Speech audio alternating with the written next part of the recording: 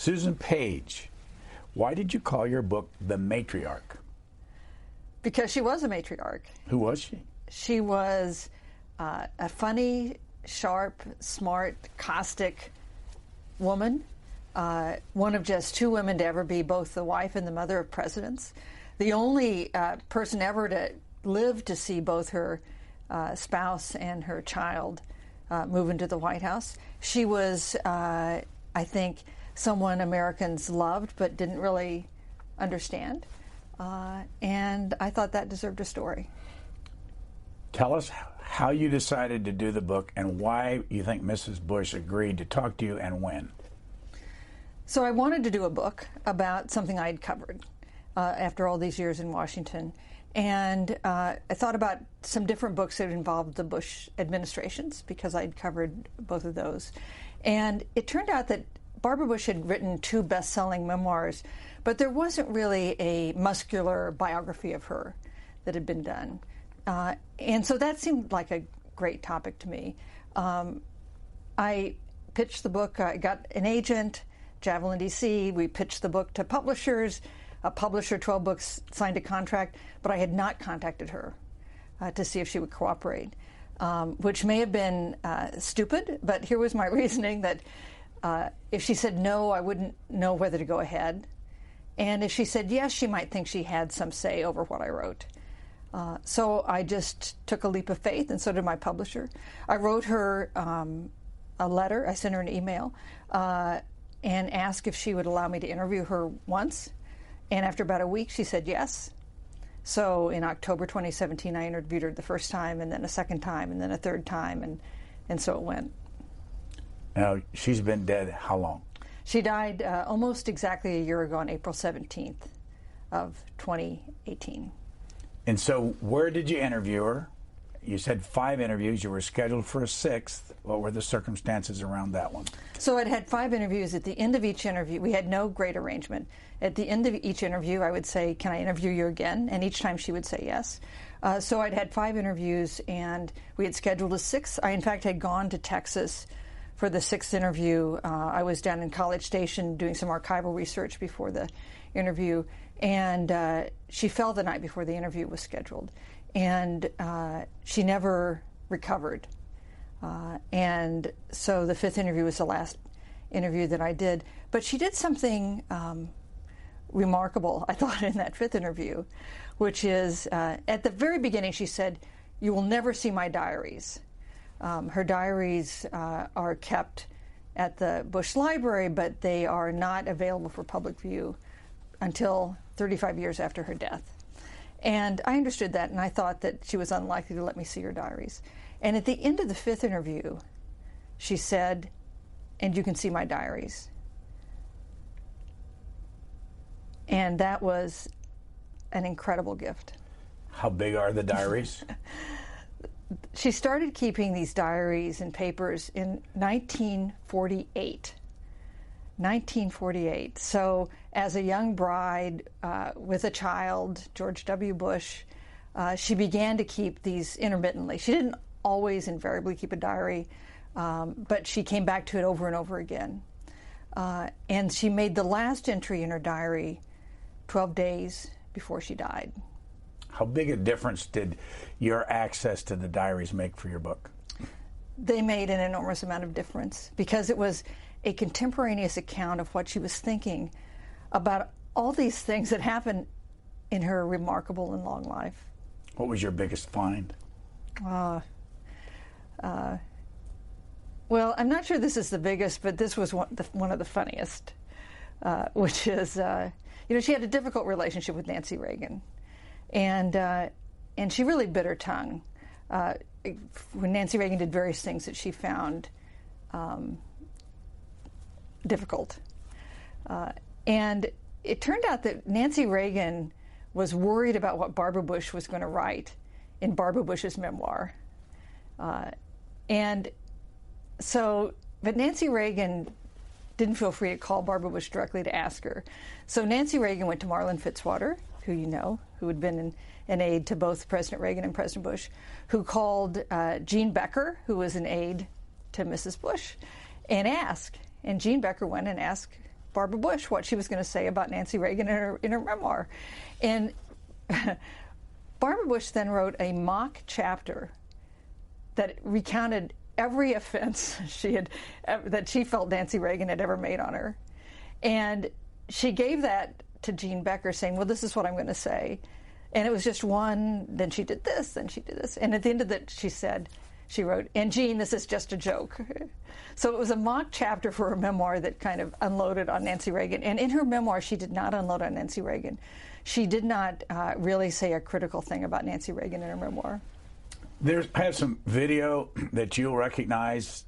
The Prince Philip of Great Britain came to the White House during the Reagan years, and Vice President Bush and Mrs. Bush were or were not there, and we'll talk about that when we look at this video.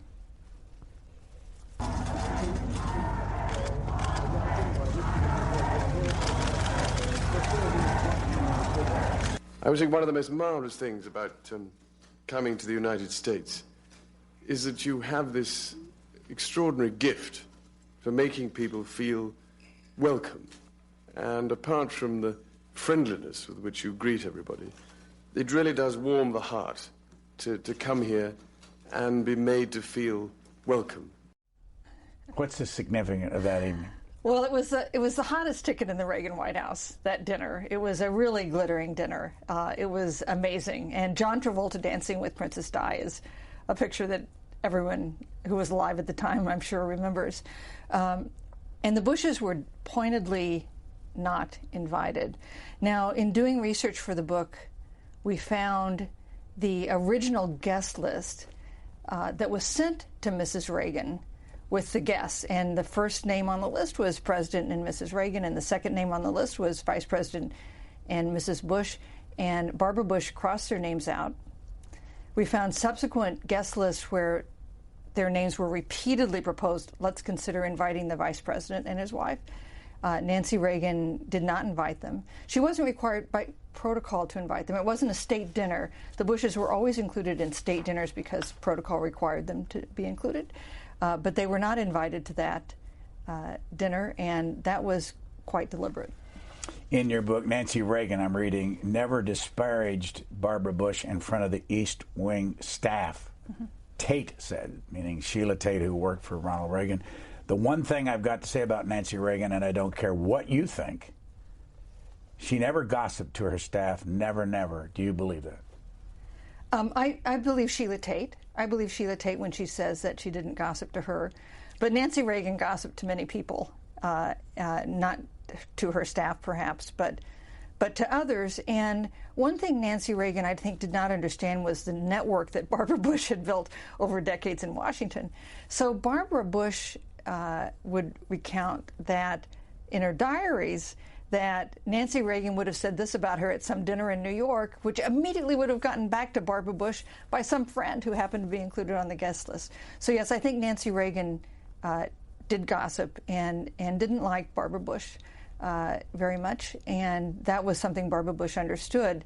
But in response to your question, yes, I believe Sheila Tate when she says that. Here's a quote you just explained. As friend after friend would report small dinners in New York, she would say, and this is Nancy Reagan, would say, I don't know why the press lets Barbara Bush get away with designer clothes. Barbara wrote in her diary, adding, I wonder if it ever occurred to her that George Bush paid for my clothes. What's that about? So, of course, Nancy Reagan famously got into some PR trouble in two ways. One is by seeming very concerned about how she dressed. She dressed beautifully. And the second was by accepting dresses without paying for them from designers.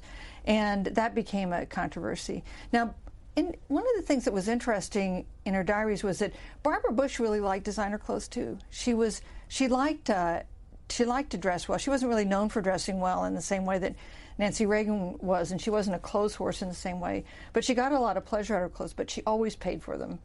And that was the difference. But one thing that I think defenders of Nancy Reagan would say is the press never gave Nancy Reagan the benefit of the doubt. The press tended to give Barbara Bush the benefit of the doubt, and that made a big difference in their press coverage, and I think that's a fair observation. You tell a story from Frank Fahrenkopf about something called First Monday. What was that? And What did Frank Fahrenkopf tell you? So First Monday was a magazine that the Republican National Committee put out, which had not that great a circulation, and who would really care, except that the circulation was entirely Republican activists, the kind of people who might endorse you in a primary or might go out and walk the neighborhood for you when you're running for office. So they're exactly the kind of people that politicians wanted to cultivate. And Frank Fahrenkopf was often invited to dinners that the Bushes would give at the vice president's residence. This is when Bush was vice president, but hoping to become president. And usually he would be at the head of a table himself, small tables of people. And he said he arrived for one dinner, and he was seated next to Barbara Bush, which he was pretty sure was not a good thing.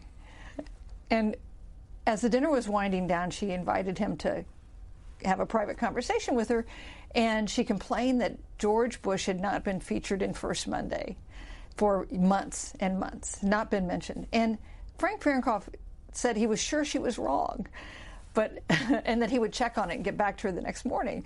So he's driving home and he calls Bill Greener, who was one of his aides at the RNC, and said, "You've got to get all the issues of First Monday. We've got to look at them and find George Bush." And when they got them, of course, Barbara Bush was quite right, that they had not been featuring George Bush in First Monday. And believe me, they started to include him in every one. I want to show you 6 seconds of video from a program back, let me check to make sure, it's 1983. Barbara Bush came to our studios. It's the only time she did this, and it was a call-in show. I looked significantly younger at the time, but it's only 6 seconds, and I want your reaction to what she does when I ask her this question. Do you have a position on ERA? I came to talk about education. Shut me down. I came to talk about education. You look just the same. Yeah, I don't really see any difference. So, she didn't want to create problems for her husband. Now, in fact, she had views on the NRA. She endorsed, she supported gun control, but the Republican Party was not agreeing with her, and so she didn't want to create problems on the NRA. NRA was what you asked her about, right? Or the ERA? No, the ERA. Oh, I'm sorry. It's okay. Let me start over again. First of all, you look just the same. Yeah, thank you. Yeah, that's all right, we got that one down. So she supported the ERA. And in fact, when George Bush first ran for president, he supported the ERA too, but the party had moved in a different direction. And she didn't want to create problems for her husband, so she just refused to discuss it. What'd she do on abortion? Abortion, this was so interesting. She supported abortion rights, but that party was definitely moving in a different direction on that. And when George Bush was chosen as Ronald Reagan's running mate, he made a commitment to support the Republican platform, which opposed abortion. And so he did. He changed his view on abortion. She never did, but she stopped talking about it. And in her diaries, I found something quite extraordinary, which is, in her diaries in early 1980, there were 4 pages of loose paper tucked in, folded over, tucked in. I unfolded them. It was essentially a letter she wrote to herself trying to figure out, what did she think about abortion? That she knew she was going to be asked about it in that 1980 presidential campaign, and she wanted to know what she thought. And it's a very thoughtful, poignant letter. She concludes that she supports abortion rights, and she concludes that for an interesting reason, and it's because of her experience with the death of her daughter, Robin. Robin died in 1953 of leukemia. She died when her mother was 29 years old. And Barbara Bush wrote that she could sense when Robin was born, when her soul entered her body. And she said she knew when Robin died that she felt her soul leaving her body. And to her that meant that abortion was not murder because your soul had not entered your body until you were born. And that therefore it was an issue that should be left to a mother and a father and their doctor, and not something that's up to the government. Let's go back to what you said. After 5 interviews, she let you see the diaries. Had anybody ever seen them besides her? John Meacham, who wrote the wonderful biography of George H.W. Bush, Destiny and Power, had been allowed to see them. Why do you think she wanted you to see them? I think she liked me. I think she felt after 5 interviews that I was doing a serious piece of history here. And she knew I wanted to see them. And I think she also knew that she wasn't going to live very long. So, as I said, it was unexpected and extraordinary. This is from your book on page 102.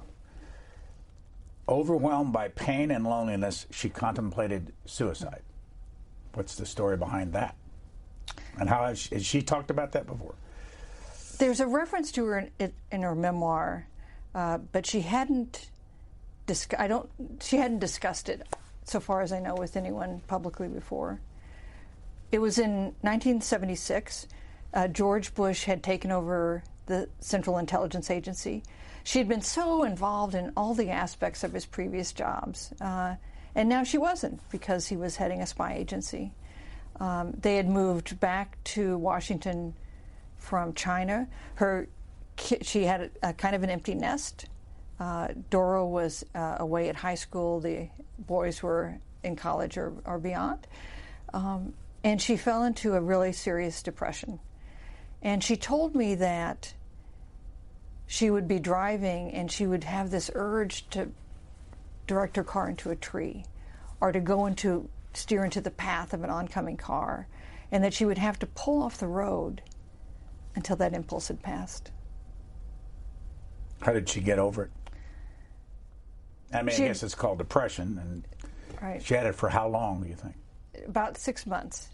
And at one point she told her doctor, and he didn't take it very seriously.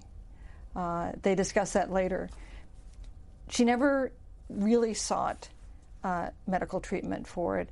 The only person she talked about it at the time was her husband. She eventually felt better. She's not sure why she started to feel better. She went and volunteered at a Washington hospice. That made her feel better, too, taking care of somebody else. On the page where you talk about the suicide, the next page has something that hasn't gotten a lot of attention, although it has gotten some. Jennifer Fitzgerald. And how big a deal was that in her depression? And who was she? Jennifer Fitzgerald was an aide to George H.W. Bush.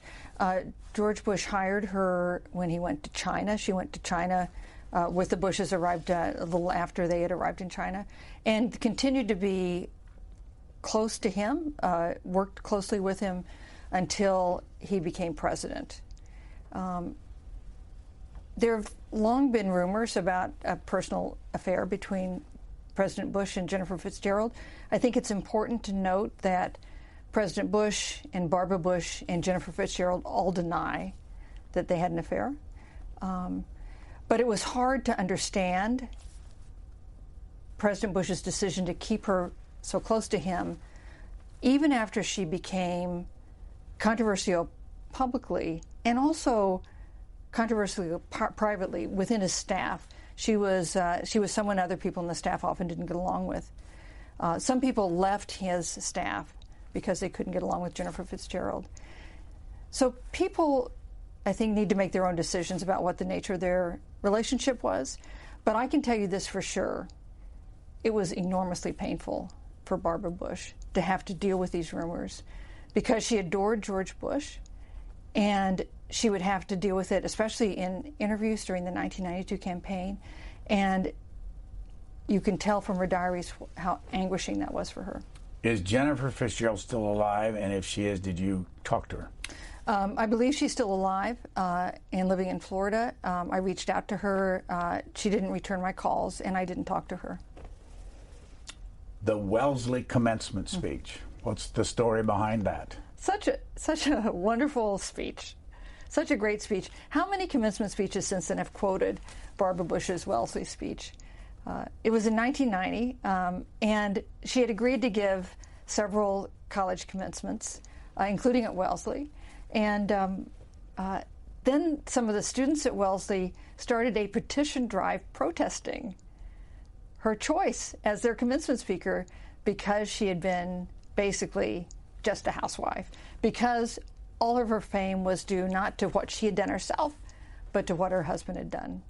And a fair number of the students at Wellesley signed this petition saying they wanted an additional commencement speaker. Not that she'd be disinvited, but that someone who was more in line with who they thought was worthwhile would speak at their commencement. And this became such a national controversy between those who thought the students were making a fair point and those who took offense at Barbara Bush's behest at the way she was being treated. And you know, she was wounded by this. This is another thing we know from her diaries. It bothered her. In public, she was breezy about it. But in her diaries, she was distressed that this was what they thought of her. When did she find out that she was the second choice? You know, I don't know when she did, because when the head of the university, the head of the college, contacted her with a very fulsome letter about how the students would love to have her be their commencement speaker, she did not reveal that she was not their first choice and that their first choice had to back out. But in any case, she gave a speech that is a wonderful speech and a wonderful statement of her values, and was very well received. All right, we've got some clips from there, and the woman that was invited first that couldn't get there was Alice Walker, and she refers to it. Let's look at a clip of that speech at Wellesley. Now, I know your first choice today was Alice Walker. Guess how I know?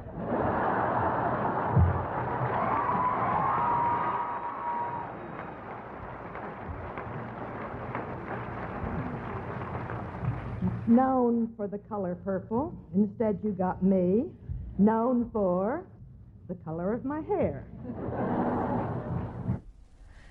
So she was surprised. She was nervous about this speech. She didn't usually get nervous about speeches. She was nervous about this speech, and she invited Reza Gorbachev to go along with her. Not for any reason other than the Gorbachevs were scheduled to be in Washington. And she was so relieved when it went well. And her staffers, when she got back to the White House, had knew how they knew more than anyone how worried she was about it. And they did a big banner that said, "A job Wellesley done." And we're standing out there. And, of course, they were going to stand out there with that banner whether she did well or not. But she did do well, and it was just an enormous relief. How old are your boys? But they're both in their early 30s now. Did they both go to college? They did. So you saw them in college and would understand somebody back in 1990 protesting the speech. I guess I'm leading up to, what do you think of, this has been going on for some time, when people protest the speaker they've got coming to their college? You know, it's more common now than it was then. Yeah. And the fact that the protests had such a personal tone to it, I think made it a controversy. And the fact that Barbara Bush was by then quite beloved by Americans. You know, by the time she was First Lady, she became enormously popular, more popular than her husband. More from that speech. This is for content. This was at June 1st, 1990. Just another 30 seconds here. One of the reasons I made the most important decision of my life to marry George Bush is because he made me laugh. It's true, sometimes we laugh through our tears, but that shared laughter has been one of our strongest bonds. Find the joy in life, because as Ferris Bueller said on his day off, life moves pretty fast, and you don't stop and look around once in a while, you're going to miss it. Pick up in her life when George Bush came into it and they decided to get married.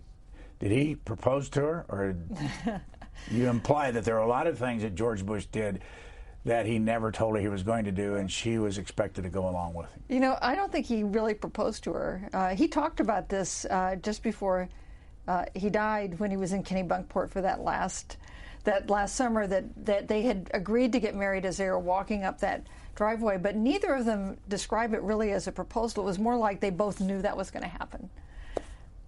So the second part of that question is, how often did he decide he's going to go to China or do the CIA or the Republican National Committee and didn't talk to her about it? You know, he did that a lot when they were young. When he was going to when he decided to move to Texas, that wasn't something he had a big, long discussion with her about. It was basically a an accomplished fact when he presented it to her, and she was all for it. He took a series of jobs she thought he shouldn't take. She didn't think the CIA job was such a smart idea for someone who wanted to be president to take. He took it anyway. But you know, that changed over time. And during his presidency, I think when he had big decisions to make, he wanted her by his side. In fact, even on decisions of foreign policy, I interviewed Brian Mulroney, who was then the Prime Minister of Canada, who described to me a secret meeting he had at the White House right after the Iraqi invasion of Kuwait, a meeting that he said had never been disclosed before. And it was to discuss with the American president what he was going to do about the Iraq invasion of Kuwait. And Barbara Bush was there. And he told his ambassador afterwards that Barbara Bush was there because when George Bush was making the most consequential decisions of his presidency, he wanted to know what she thought. Speaking of George Bush, he gave you the last interview he did in his life. The last interview with a journalist, yeah. As did she. So what a privilege that was. What was the last interview with George Herbert Walker Bush like? It was difficult. You know, he was suffering from a form of Parkinson's. It made it difficult for him to speak more than a word or two at a time. But we still so I had to pose questions that had short answers. But we had a good conversation. I said, "Do you remember the first time you saw Barbara Bush?" And he said that he did. And then he said, "She was so beautiful." At the end of the book, you discuss a lot with her about dying. What was her position? Was she 92 when she died? She was 92, yeah. What was her position on dying? She was ready to die. Why? She was mentally sharp, but she was physically in a lot of pain. And she wasn't afraid of dying. She was a person of great faith. She didn't think that dying was the end of things. But she worried about him. She worried about her husband. And how would he do if she died first? And in fact, both of them worried about that. Both of them worried about how the other would fare if they died first. And I think it kept her alive for a while, the idea that she didn't want to leave him. But the time came when her physical health was in such decline that her life was going to end. And they had this final conversation in the den of their home, a place where I sat and interviewed her while doing the book, in which they gave each other kind of permission to move on. And George Bush said to Barbara Bush, "I'm not going to worry about you." And she said to him, "I'm not going to worry about you." And then they had a drink. How many of the children did you talk to? I talked to George W. Bush, Jeb Bush, and Neil Bush, so I talked to 3 of them. The other 2 say no? The other 2 declined. They give you a reason? Marvin Bush sent me a very nice email saying that they were out of the interview business, which I respect because no one in this whole process had an obligation to talk to me, and I'm grateful to every single one who did. You quote Neil, and where does Neil live now, and what's he do? He lives in Houston. He lived basically across the street from his folks. He spent a lot of time with them. He has a business. He's very involved in educational related businesses. And he was a great insight. He was a great interview about kind of the inner workings of his mother's mind. And he was the one person I interviewed who said that, especially with the benefit of hindsight, that he understood when she was very depressed, and that he wished he had seen the signs better. But anyway, yes, I interviewed Neil Bush. Quote, this is Neil Bush. "Dad has this amazing relationship with Bill Clinton," Neil Bush told me, "but Mom doesn't have the same affection for Bill. She still remembers how Bill beat Dad. He apparently cheats in golf and did things that Mom doesn't particularly like. But it shows that Dad has this forgiving, amazing nature that is welcoming, and Mom is much more black and white." So how grateful must a biographer be to a son with that kind of insight who's willing to say it? Because it is true that George H.W. Bush and Bill Clinton, to everyone's surprise, became quite close after Bill Clinton left the White House. But Barbara Bush was much slower to warm to Bill Clinton for some of the reasons Neil said, although eventually I think she came to terms with Bill Clinton because she knew how much that relationship meant to George H.W. Bush. In your opinion, how did George Bush become president? And I'm referring basically back to the lingering unhappiness between the Bushes and the Reagans over how George H.W. Bush got there. In other words, Ronald Reagan, according to Nancy Reagan, didn't get enough credit. Well, the fact that Ronald Reagan chose George Bush as his running mate in 1980 was a critical part of George Bush becoming president. But it is not the reason George Bush became president. It would be, maybe it's necessary but not sufficient. It boosted him. It made the 1980 election, where he had failed to win the nomination, it turned that around. It made it a good thing, not a bad thing, to be on the ticket. It enabled him to be elected in the wake of a president who had been enormously popular. But George Bush became president because he had spent a lifetime in preparation for becoming president. Have we ever had a president with the depth of experience that George Bush had? So I think it's fair to say that Ronald Reagan deserves some credit, but it's not due to Ronald Reagan that George Bush got elected. But right there at that nexus between the Reagan presidency and the Bush presidency, something happened that soured Nancy Reagan's relationship with Mrs. Bush, namely the invitation to the White House to see the quarters 9 days before inauguration. You mean in 1981, in 1980? When George Herbert Walker Bush became president. In other words, between when Nancy Reagan, Mrs. Bush was not invited to tour the White House before they took over 9 days before the inauguration. So this became a big issue between them because Nancy Reagan, I think, was not enthusiastic about leaving the White House. I think Nancy Reagan liked the White House. And she was slow to invite Mrs. Bush to take the traditional tour so that she could take a close look at where her furniture was going to go and who was going to sleep in what bedroom and all the things you manage when you move into a new house, even if it's not the White House. And Nancy Reagan was very slow to come through with this invitation, and that was enormously annoying to Barbara Bush. So that was a point of contention that recurs at key moments later, including when the Bushes are moving out of the White House. So the Bushes have been, George Bush has been defeated by Bill Clinton. They are evicted from the White House. Bush does not get the second term he wants. They're flying back to Houston. And Nancy Reagan does an interview on ABC in which she basically preemptively says she did so to give a tour in good time to Mrs. Bush 4 years earlier, which, of course, at that moment, who would have cared about it? But that interview prompted the final and most combustible exchange between Barbara Bush and Nancy Reagan. Yeah, but there was a time when they had that telephone conversation. So 2 days later, Nancy Reagan calls Barbara Bush, and Barbara Bush is pretty sure that this is to try to explain away this interview that she gave, in which she also complained that the Bushes had not treated Ronald Reagan well, which the Bushes also would disagree with, that they were very deferential to Ronald Reagan.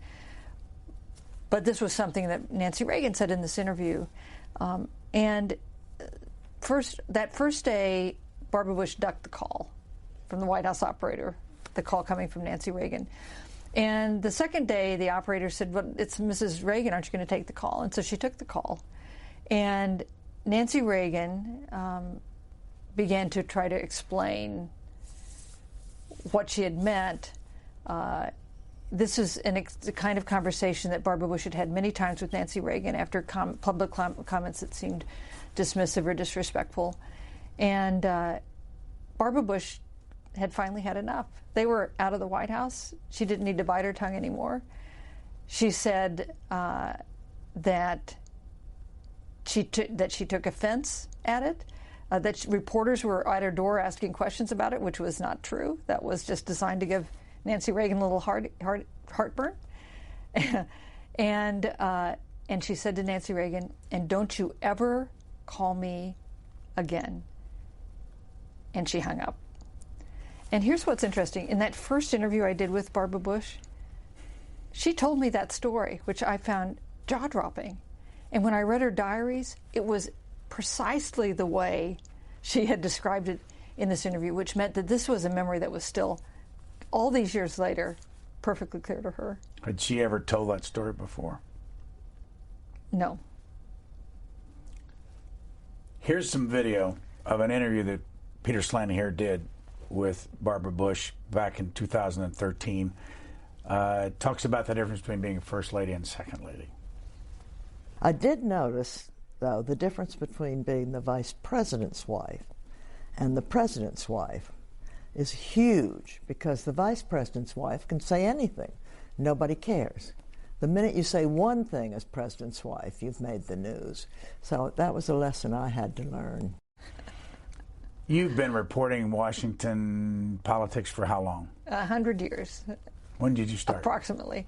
1980 was the first presidential campaign I covered. The reason I ask is, why is there a difference in the way the media looks at a second lady versus a first lady? Well, the first lady is the wife of the president. And it's not that you pay no attention to the wife of the vice president, but in the same way you pay more attention to what the president says than the vice president, that would be true for the first and second lady. How many presidents have you interviewed? I've interviewed 9 presidents. I interviewed 3 of them after they left office and 6 of them in office. And of all of those people that you've talked to, who was the hardest person to interview and who was the easiest? Well, And why? Well, that's a hard question. I don't know. I don't know who's the hardest. I can talk about who's the easiest of presidents. Yeah. Of presidents, you know, the thing with interviewing presidents, and you know this, how many presidents have you interviewed? I don't know. Beyond count? Is it 44? No, I mean, it's not as many as yours. I mean, yeah, thanks. No, you know, I don't. One of the things that I know, when you interview a president, everybody is watching, not you, but everything that they say, which is different from almost anybody else you interview. Yeah. And I wonder what that experience would be for you. So let me say the worst interview I ever did with a president was with Ronald Reagan, the first interview I did, because I went into the Oval Office and I was like, wow, I'm in the Oval Office. This is the President of the United States. I did a terrible interview. I didn't get one little bit of news. I came out of that like not even knowing what he had said. And I then had to write a story about the fact that I had done a terrible interview. I mean, I didn't say that in the story, but it was, I'm sure, it was clear to me. And I decided then that I would not repeat that experience. And that when you go in to interview presidents, you need to have a plan. You need to know what you're talking about, and you need to have a plan for how you're going to get the president to say something he hasn't said a million times before. Because presidents get interviewed all the time. They're very skilled. They become president because they're skilled at keeping on their message. So if you want to get something spontaneous or new or real, you need to be at the top of your game. So I took a lesson from that terrible interview I did with Ronald Reagan. And the best presidential interview that I've done, I think, was with Bill Clinton, and who was easy to interview because he was willing to engage. He knew a lot about policy. He was a good person to interview. And one thing that made that interview good was it was on a flight back from Chicago at the end of a long day. It really the interview wasn't supposed to be that late, but it got pushed back and pushed back. So we were like landing at Andrews Air Force Base at 11 o'clock at night when this interview was taking place. And this is a hard time for me because I'm an early bird, but it's a great time for Bill Clinton because he's a night owl. And I did that interview with Mimi Hall, my colleague at USA Today, and that was a really good interview. You talked to Bill Clinton for this book about Barbara Bush. Was he aware of what she thought of him? Yes. Barbara Bush made it pretty clear what she thought of you. And that would be true in her relationship with Bill Clinton as well with everybody else. What did he tell you his opinion of Barbara Bush was? Well, he liked her a lot. and he knew it took a while to win her over. He understood that. He had a great perspective on her and kind of what she had done for him. And one of the questions I asked almost everybody I interviewed was, if George Bush hadn't married Barbara Pierce, would he have become president? And Bill Clinton said no. And he said he wouldn't have become president if he had married Hillary. And he talked about what it was that Barbara Bush did for George Bush as a person and as a politician that was so crucial. I know that you asked that question of a lot of grandkids and a lot of people in the family. Who thought the whole idea of asking that question was ridiculous? Well, I interviewed Bucky Bush, who was George Bush's youngest brother. And in fact, I interviewed him just a week before he died, before he fell and passed away. And I asked him this question, and he took offense because I think he thought I was in some way denigrating his brother's achievement in becoming president, which was not my intention. And he said he would have become president, no matter who he married. But most of the people I interviewed, including people very close to them, said that she was indispensable. This is the word that so many of them used, that she was indispensable to her husband. What is your sense, after spending all this time thinking about Barbara Bush, would George Bush been elected without her? So first let me say what they said. George Bush said, that's a good question. Yes, I think I would have. He said he thought he would have been elected. That's right. Without her. Which surprised me, because if you've been a husband for any period of time, you know the right answer to that question is, no, she's been, but he said yes, he thought he would have. And when I asked her, she didn't hesitate for a minute. She said, yes, absolutely. He was meant to be president. But I think they're both wrong. I think their partnership was indispensable. Here's more from Peter Slen's interview back in October 29, 2013. You write about this in your book. You've been referred to by some family members as the enforcer of the Bush family. What do you think about that reputation? Well, I'm not sure I'm thrilled with Laura saying that. I deserve it, because George is so... anything they do is all right. But someone has to be sure that the standards are kept, and he leads by example. I lead by denying some things. And I am the enforcer. There's no question about it. People agree with that in the family? Everybody agrees with that in the family. Good examples where she's the enforcer? Oh, and well, on small things like pick up your towels, but also on big things, don't be lazy, get a job. She had standards, and she enforced them. In fact, in 1990, I was at the Bushes very generously would give this picnic at Kennebunkport for the White House press corps that was up there to cover them in the summer. And I was there with my husband, Carl Lubsdorff, and our two little boys in 1990. And she came up and demanded to know how I could defend working when my children were so young. And at first I thought she was kidding. And then it became clear that she was not kidding, that she actually thought wanted to know why I was doing this, and she made it clear she thought I'd made the wrong decision. And, my boys were not helping by misbehaving and running around and behaving like they were raised by wolves during this whole exchange. But however, she changed her mind on this. She did. And what were the circumstances there, and how did you learn that? Well, with her granddaughters, when she had, of course, time passed, many people's view on the role of women changed during the time of Barbara Bush's life, not just her perspective, but a lot of people's.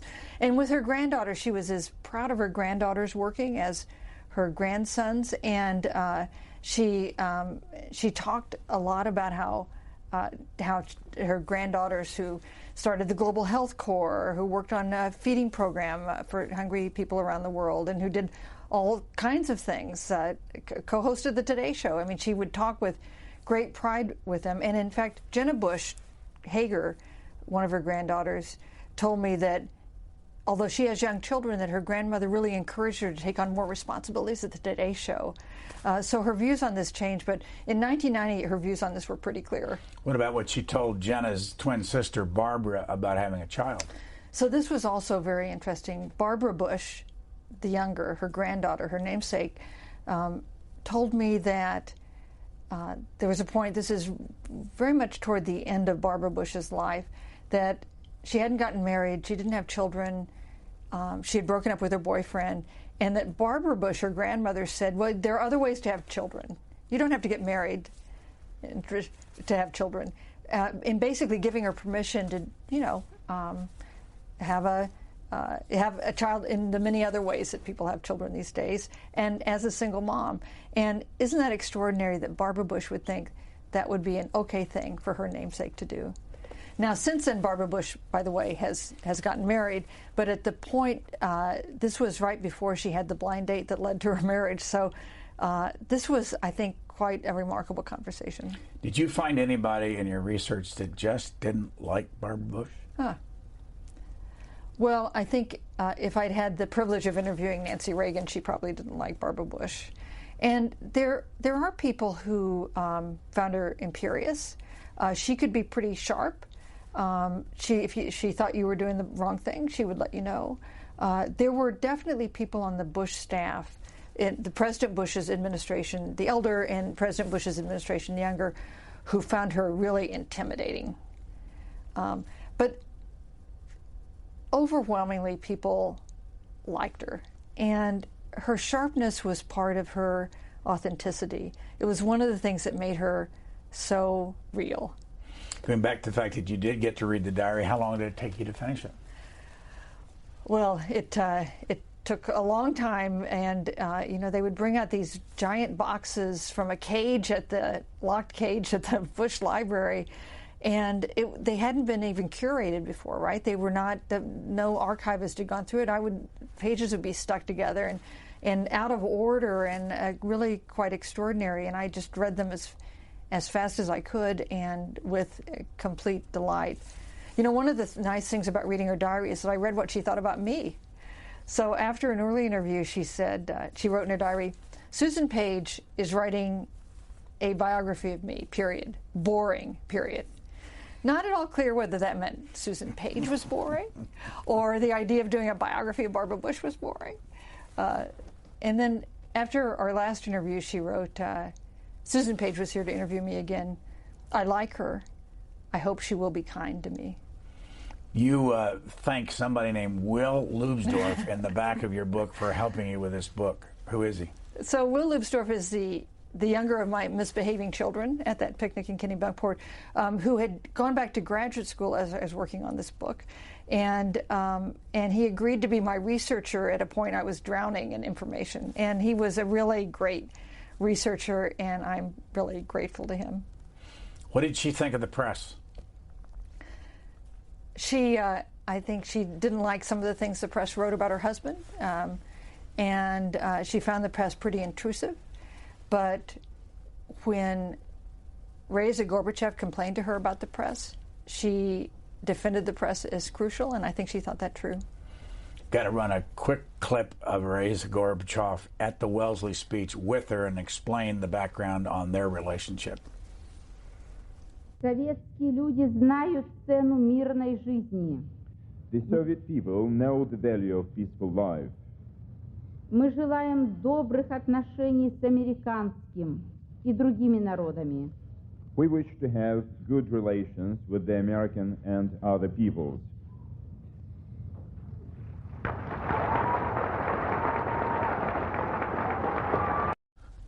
What was their relationship like, and what impact might it have had on international affairs? So Reza Gorbachev and Nancy Reagan did not get along. We all know that. There was clearly friction between them. And Barbara Bush thought this was not helpful to the United States because Mikhail Gorbachev was a leader very important in these negotiations in the effort to end the Cold War. And she wrote a letter to her brother, Scott, before the first time she met Reza Gorbachev as First Lady. And she said, I'm going to like her no matter what she does. That was basically, I'm going to make her my friend. She can say whatever she wants. She can be as difficult as she can be, and Reza Gorbachev could be difficult and didactic. And I'm going to make a friend of her. And she did. She cultivated Reza Gorbachev. She was deferential to her. Taking her to the Wellesley speech was part of that. She became friends with her. They developed, I asked Barbara Bush, were they friends? And she said, friends is a big word, meaning, I think, that they weren't friends in a traditional sense, but they became friends in a way that was useful and helpful to the end of the Cold War. And you wonder sometimes whether that matters, right? Ronald Reagan reached big agreements with Mikhail Gorbachev, big, important, historic agreements, even though their wives didn't get along. But Brian Mulroney, the Canadian Prime Minister, told me that it did make a difference, that Mikhail Gorbachev really relied on his wife's advice, and it mattered that his wife felt good about the Bushes. And the Chancellor of Germany, of West Germany, made the same point in conversations he had with Gorbachev in material that has since been declassified. This is off topic, but correct me if I'm wrong, but you tell a story about a time at the library in College Station where they're together there in the private quarters, and John Sununu is there. This is after the White House. Didn't he get fired from the White House? This was weeks before she died. This was one of the last dinners they had. But, you know, he did get pushed out of the White House. By George H.W. Bush's Well, there's a long son? story about that. But with Barbara Bush thinking it was time for him to go, she made that clear in her diaries. And Sununu was unhappy about it at the time, but that didn't make a lifetime of enemies. And they still had a relationship, and, you know, time heals all wounds. And Sununu, in fact, wrote a book about the Bush presidency, defending the Bush presidency, and he was one of the people I interviewed for this book. So they had a difficult patch, but they made up. Started talking about the press. I want to start reading this, and you can fill in the blanks again. George Bush even moved to shield journalists from his wife's ire. New York Times columnist Maureen Dowd had accepted an invitation to attend a party celebrating the 2013 publication of All the Best, a collection of Bush's letters at the Washington home of C. Boyden Gray, his former White House counsel. What's the rest of it? So Maureen Dowd accepted the invitation. New York Times columnist. The New York Times columnist who had written many things that made fun of Bush and his son. She was friendly with the family, but she was tough in print. And she brought Jill Abramson, who top Times editor, with her. And as they walk in the door, Jill Abramson told me that it's quite clear that George Bush does not want Barbara Bush to see them. She would not. Her strong impression was that George Bush thought it was not a smart idea for Maureen Dowd and Jill Abramson to be seen by Barbara Bush, and basically pulls them into the side room. They have a very friendly conversation, and then they are escorted out the door.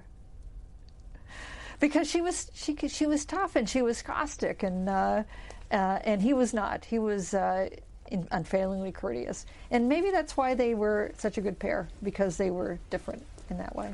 You have been a long-time radio interviewer on the Diane Rehm Show here in Washington. You have been at USA Today for how many years? Since 1995. And you've appeared on a lot of television shows, especially during this period we're living in right now.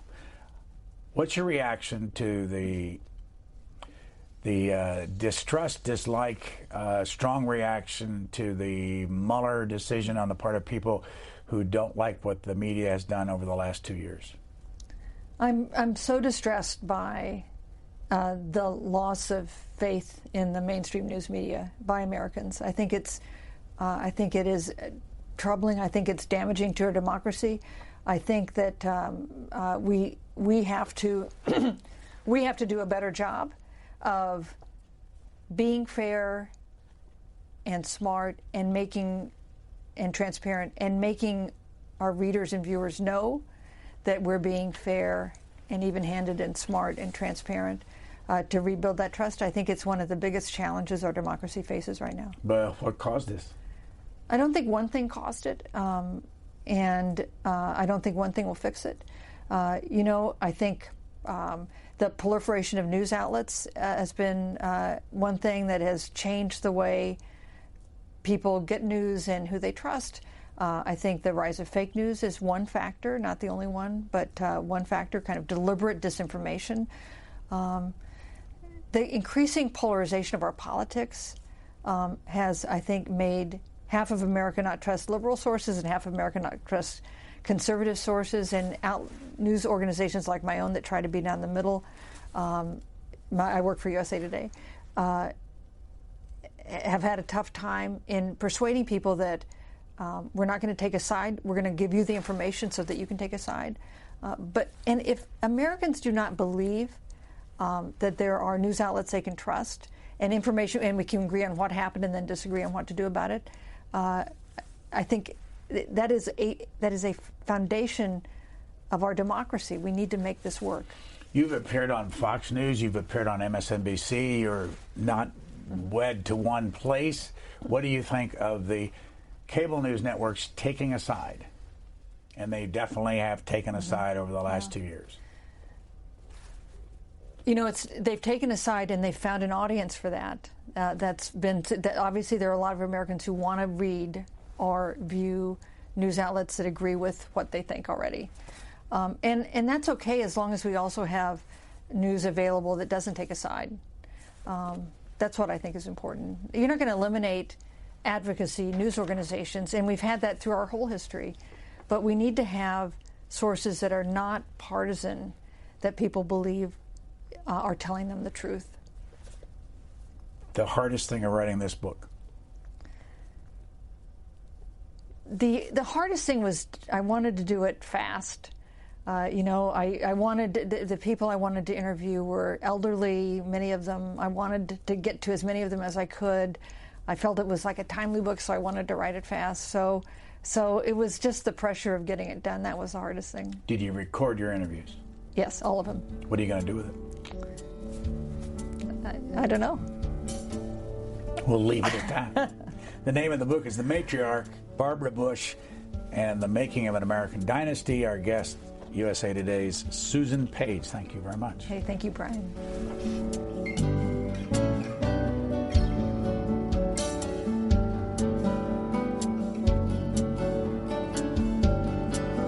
All Q&A programs are available on our website or as a podcast at cspan.org.